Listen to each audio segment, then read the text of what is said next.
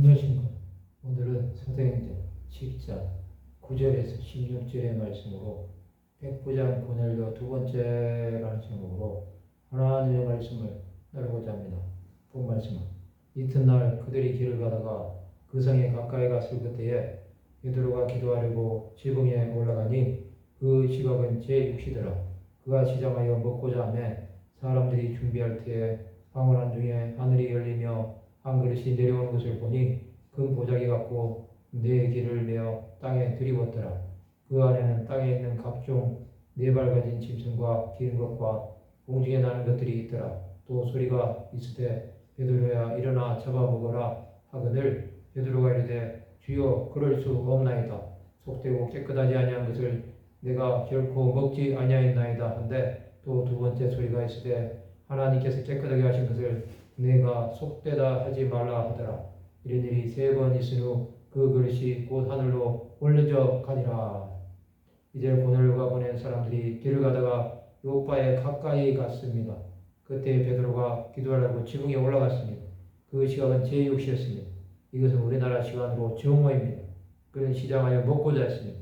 사람들이 준비할 때에 네 발 가진 짐승과 기는 것과 공중에 나는 것이 있었습니다. 소리가 있어 베드로야 일어나 잡아 먹으라 말합니다. 유대인은 부정한 것을 먹지 않았습니다. 하나님께서는 이것을 아시면서도 먹으라고 하신 것입니다. 이것은 이방인에게로 가라는 음성이었습니다. 이런 일이 3번이나 있은 후에 그 그릇이 하늘로 올려져 간 것입니다. 하나님은 유대인의 하나님만이 아니라 이방인의 하나님도 되시는 것입니다. 하나님께서 베드로에게 이 환상을 보여주신 것은 이방인을 차별하지 말라는 사인이었습니다. 유대인들은 이방인과 교제하지 않았습니다. 베드로는 이방인과 식사하다가 사도 바울이 오자 자리를 피함으로 외식을 한 적이 있었습니다. 하나님께서는 이방 선교를 위해 베드로에게 미리 보여주신 것입니다. 그것은 이방인에게도 구원이 있다는 것입니다. 이것을 알고 있어야 예루살렘과 온 유대와 사마리아 땅끝까지 복음이 전파되어야 하는 이유를 알게 되는 것입니다. 하나님은 인격적인 분이십니다. 또 절대로 원하지 않는 것은 강요하지 않으십니다.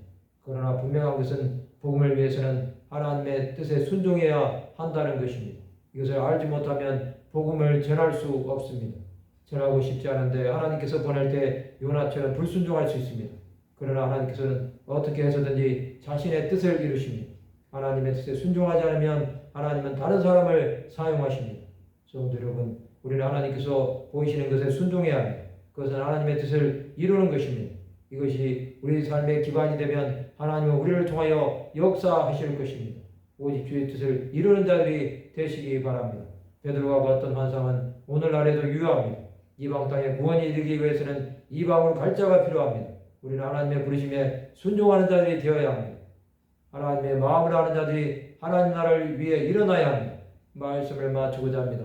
하나님의 말씀에 언제든지 순종하는 하나님의 백성들이 되시기를 주님의 이름으로 축원합니다.